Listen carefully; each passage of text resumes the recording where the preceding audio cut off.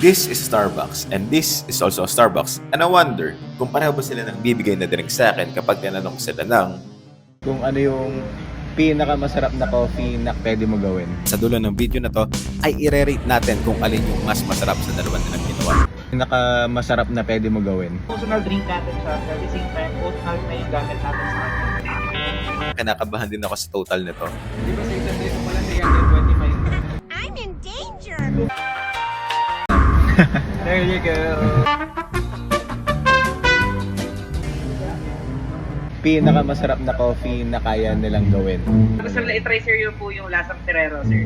Oh, mukhang okay yun ah. Sige, try ko. Okay, sige. First batch. Lasang Ferrero daw to.